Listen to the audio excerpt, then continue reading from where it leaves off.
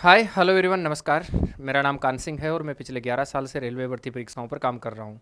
जैसा कि आप थंबनेल में देख चुके हैं कि आज हम DFCCL 2025 की कट ऑफ पर चर्चा करेंगे। इससे पहले भी हम एक डिस्कस कर चुके हैं कि इसका रिजल्ट कब आ रहा है, DFCCL 2025 का रिजल्ट कब आ रहा है। ये वीडियो आप देख सकते हैं यूट्यूब पे, अभी भी पड़ा हुआ है। जिन्होंने नहीं देखा आप देखिए। इससे बहुत आप लोगों ने प्यार दिया है, कमेंट आप लोगों ने किए हैं कि एग्जैक्ट आप लोगों को ऐसे भरोसा हुआ है अकॉर्डिंग टू आपके कमेंट्स कि बहुत अच्छी अच्छी फैक्ट्स के साथ मैंने बातें इसमें बताई थी। आज हम इसके बारे में बात करेंगे और रेलवे वाली मनोवैज्ञानिक विधि का प्रयोग करेंगे कि इसमें कैसे कट ऑफ तैयार हो सकती है, डेटा हमने कहाँ से लिया, इन सब पर हम बात करेंगे। ऑथेंटिक प्रूफ के साथ हम रिजल्ट पर बात करेंगे। इससे पहले हम आगे बढ़ें, आपको मैं बता दूं, छोटा सा एक समराइज करवा रहा हूं कि ये 2025 का वैकेंसी था DFCCL का। इसका CBT 1 जो है वो 11 जुलाई को लग चुका है और इसका CBT 2 नवंबर में प्रस्तावित है और इसका रिजल्ट 10 अक्टूबर के आसपास जारी होगा। 10 अक्टूबर के आसपास वाले दिनों में इसका रिजल्ट जारी होना है CBT 2 का, और इसके ठीक 1 महीने 25 दिन के आसपास बाद इसकी एग्ज़ाम लग जाएगी। CBT 1 की 1 का रिजल्ट होने के बाद CBT 2 की एग्ज़ाम लग जाएगी। हम आगे बात करें, CBT 1 की आपकी 100 नंबर की परीक्षा हुई थी और इस 100 नंबर की परीक्षा में इन्हीं 100 नंबर के आधार पे आप लोगों का अब जो है वो फाइनल CBT 1 का रिजल्ट निकलने वाला है। इन्हीं 100 में से आप लोगों की कट ऑफ निकलेगी। CBT 2 के लिए अभी ये जानना ज़रूरी है कि कितने गुना पास होंगे, ताकि हम आगे इसी के अकॉर्डिंग एनालिसिस कर सकें। सेकंड स्टेज का जो आप लोगों का पेपर होगा उसके लिए जितनी पोस्ट हैं उन पोस्ट का 20 गुना CBT 1 में क्वालिफाई करेंगे ताकि वो CBT 2 में बैठ सकें। ठीक है, हम बात करेंगे हमारे पास सोर्स क्या है। हमारे पास सोर्स हैं, एक तो जैसा कि एक फेमस वेबसाइट है रैंक गुरुजी और रैंक मित्रा। इनसे बच्चे अपनी आंसर की अब डाउनलोड करते हैं। ऐसे तो हम भगवान नहीं हैं, हमें पता नहीं चलता है ना कि कहाँ से, मतलब किस बच्चे के कितने नंबर आ सकते हैं। हमारे से जो जुड़े हुए बच्चे होते हैं वो भी लिमिटेड होते हैं, पूरे इंडिया के बच्चे तो नहीं जुड़े होते हैं। लेकिन ये वो वेबसाइट्स हैं जहाँ से बच्चे अपनी आंसर की चेक करते हैं, शायद आपने भी किया होगा यहाँ से। और यहाँ फिर ये अपना डेटा जारी करते हैं कि हमारे से जिन बच्चों ने आंसर की चेक करी उनके स्कोर क्या आ रहे हैं। तो MTS का जो एग्ज़ाम था आपका, इस MTS के एग्ज़ाम के अकॉर्डिंग, रेंग गुरुजी के अकॉर्डिंग MTS के एग्ज़ाम में जो 11 तारीख का फर्स्ट शिफ्ट था उसमें एवरेज जो मार्क्स आ रहे थे वो आ रहे थे 52, और सेकंड शिफ्ट थोड़ा सा हार्ड था इसलिए 49.99 अंक इसके आ रहे थे और इसमें 52.3 आ रहा था। टोटल स्टूडेंट्स यहाँ जो चेक करने वाले हैं ये डेटा दिया है, आप देख सकते हैं। बहरहाल, हम जिस मुद्दे पर बात कर रहे हैं उसका एनालिसिस जहां कर रहे हैं उसके लिए हमने टॉप ट्रेंडिंग जीके के नाम से जो वेबसाइट है वहां से उनका डेटा थोड़ा सा यूज किया है। और ये सब डेटा यहाँ से रैंक गुरुजी की जो वेबसाइट है वहाँ से लिया गया डेटा है। तो मैं ये कह सकता हूँ कि सौजन्य से उनका शब्द यूज कर सकता हूँ। इसमें टोटल वैकेंसी थी 464, और इन 464 वैकेंसियों का 20 गुना, मैं MTS की बात कर रहा हूँ स्पेशली, 464 वैकेंसियों का 20 गुना CBT 2 के लिए क्वालिफाई होंगे। मतलब टोटल स्टूडेंट क्वालिफाई होंगे 9280, 9280 स्टूडेंट पास होंगे। इनमें से भी अगर कैटेगरी वाइज हम बात करें तो UR की जो 194 पोस्ट थी, 20 गुना करूंगा तो 3880 बच्चे पास होंगे। इसकी 122 पोस्ट थी तो 2440 बच्चे पास होंगे। इसमें 46 पोस्ट थी तो 920 बच्चे पास होंगे 20 गुना। SC में 70 बच्चे थे, 1400 बच्चों को पास किया जाएगा, और ST में 32 बच्चे थे तो 640 बच्चों को पास किया जाएगा। हालांकि आधिकारिक तौर पर 9280 बच्चे पास होने चाहिए, लेकिन इससे भी कुछ बच्चे ज़्यादा पास होंगे क्योंकि इसमें वो डेट ऑफ बर्थ वाला मुद्दा नहीं है। अगर दो बच्चों के सेम नंबर आ जाते हैं तो उनको दोनों को पास किया जाएगा। ठीक है, तो ऐसे यहाँ ज़्यादा बच्चे भी पास हो सकते हैं, नहीं तो 9280 बच्चे तो पास होंगे ही होंगे। अब हम बात करें आगे कि जिन वेबसाइट के बारे में हम बात कर रहे थे, रैंक गुरुजी के बारे में बात कर रहे थे, अभी जितने भी बच्चे पास होने हैं, जैसे कि मैंने ये कहा आप लोगों को कि 9280 बच्चों को पास करना है, तो ये 9280 सारे के सारे तो रैंक गुरुजी से अपने आंसर के डाउनलोड नहीं किए होंगे भाई। ऐसे मान लीजिए हम एवरेज एक लगा के देख रहे हैं कि टोटल जितने बच्चे थे, मान लो 3 बच्चे टॉप में आ रहे हैं जिनको पास होना है CBT 1 में, उन 3 में से या तो पास 3 में से एक ने चेक किया होगा या फिर 2 ने चेक किए होंगे, या तो एक ने या 2 ने। ठीक है, तो हम ये देखेंगे कि 1/3 या 1/2 या 1/2 कितने बच्चे इसमें पास करेंगे। तो हम इसमें ऐसा करके देखते हैं कि एक कैटेगरी पर एनालिसिस कर रहे हैं, यूआर वाली कैटेगरी पर। हम यूआर के टोटल बच्चे पास करेंगे कितने, 3480 बच्चे पास होंगे। माफी चाहूंगा, 3880 बच्चे पास होंगे, माफी चाहूंगा, 3880 बच्चे टोटल यूआर के पास होंगे। अब 3880 बच्चों ने रैंक गुरुजी से टोटल नहीं देखा होगा, अपना आंसर की वहां से नहीं चेक किया होगा। तो 3880 बच्चों में से हम ये मान लेते हैं कि हर दूसरा बच्चा वहां से चेक कर रहा है। एक बार ये मान लेते हैं, अगर हर दूसरे बच्चे की सोचे तो 1940 बच्चों ने वहां से अपनी आंसर की चेक करी है। मतलब रैंक गुरुजी पर जो डेटा है वो 1940 बच्चों का अपलोड है। रैंक गुरुजी हमें जो डेटा दिखाएगा वो 1940 बच्चों का डेटा लेगा। इसी प्रकार से अगर हम ये देख लें कि हर 1/2.5 मतलब 2.5वें बच्चे ने अगर वहां से अपना रैंक चेक किया है या अपनी आंसर की चेक की है, तो 1552 बच्चों पर हम बात करेंगे। टॉप 1552 बच्चे जो रैंक गुरुजी के अकॉर्डिंग आएंगे, उससे हमें कट ऑफ का एनालिसिस लग जाएगा। और किसी को लगे कि नहीं गुरुजी हर तीसरा बच्चा ही वहां से चेक कर रहा है, तो ये लगभग जो है वो 1300 मतलब 1200 कुछ 92 के लगभग जाएगा। तो 1300 बच्चे लगभग एवरेज, क्योंकि 3900 के लगभग चला गया, 20 ही कम है। तो 1300 बच्चे लगभग यहाँ से अपनी टॉप वाले 1300 बच्चों को हम छांटेंगे। तो अब ये देखते हैं कि रैंक गुरुजी का जो डेटा हमारे पास उपलब्ध है उसमें टॉप 1500, 1900 और 1300 अगर मैं इनका एवरेज निकाल लूं तो ये कह सकता हूं कि 1500-1600 जो रैंक में बच्चे रहेंगे उनके कट ऑफ के अकॉर्डिंग हमें कट ऑफ का आइडिया लगेगा।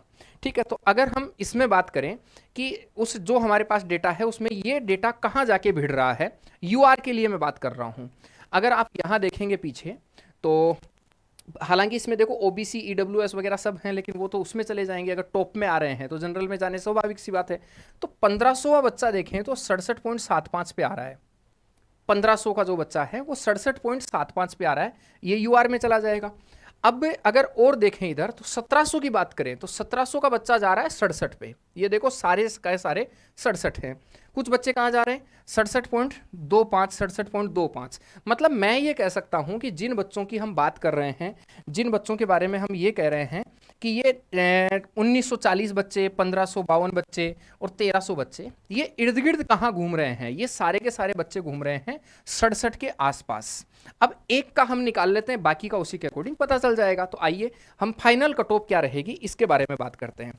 तो ध्यान दो सभी, यूआर की कट ऑफ इन डेटाओं के आधार पर जो हमने एनालिसिस किया है, इस एनालिसिस के हिसाब से यूआर की जो कट ऑफ जा रही है वो 67, 68 प्लस माइनस जा रही है। 67 से 68 के आसपास जा रही है, और मैं प्लस माइनस 1 कह सकता हूं। 67, 68 प्लस माइनस 1 के आसपास जा रही है।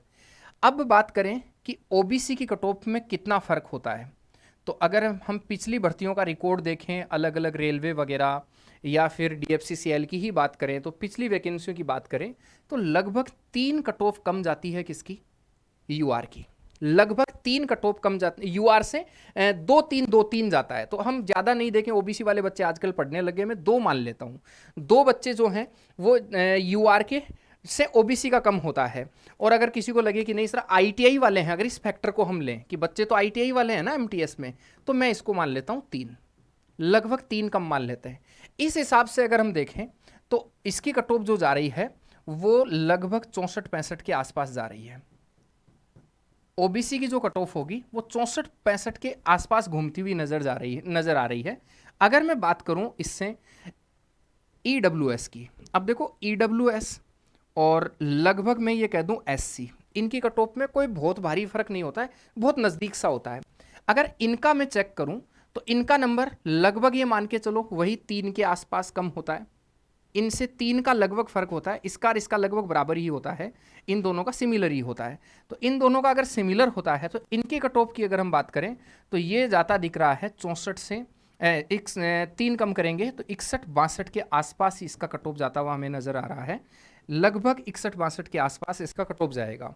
और अगर हम बात करें इसके बाद एसटी की, तो भाई एसटी का तो सीधा सीधा 5 का फर्क पड़ता है डायरेक्ट। तो एसटी वाले जो बच्चे हैं वो 55-56 के आसपास घूमते हुए नजर आ रहे हैं। एसटी वाले बच्चे 55-56 के आसपास घूमते हुए नजर आ रहे हैं। तो अगर आप लोगों ने DFCCL का एग्ज़ाम दिया है, CBT 2 के लिए अगर आप लोग ये नंबर CBT 1 में ला रहे हैं एवरेज, तो आपको तैयारी जारी रखनी चाहिए। इनके इर्द गिर्द देख लो, एक आधा और भी कम हो तो भी मैं ये कहूँगा कि तैयारी, क्योंकि ये एक अनुमान है हमारी तरफ से, और बाकी तो जिस दिन रिजल्ट आएगा उस दिन पता चलेगा। लेकिन किसी बच्चे को ये लगता है कि मेरे 48 नंबर हैं सर, तैयारी शुरू करनी चाहिए क्या? तो अगर कोर्स बेचना हो तो हम कह देंगे करनी चाहिए, लेकिन हकीकत तो यह है कि नहीं करनी चाहिए उसको।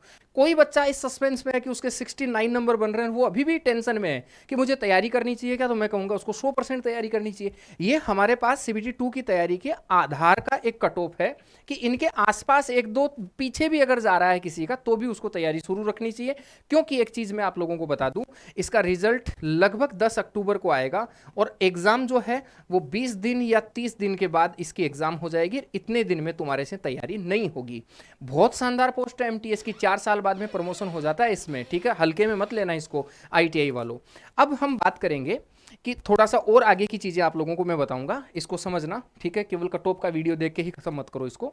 आपको पता है कि हम जिस MTS के बारे में बात कर रहे हैं, उस MTS में CBT 1 है, और CBT 1 के बाद CBT 2 है। उसके बाद इसका फिजिकल भी है, फिजिकल के बाद में डॉक्यूमेंट वेरिफिकेशन भी है, और मेडिकल भी है, मतलब CBT 2 होगा।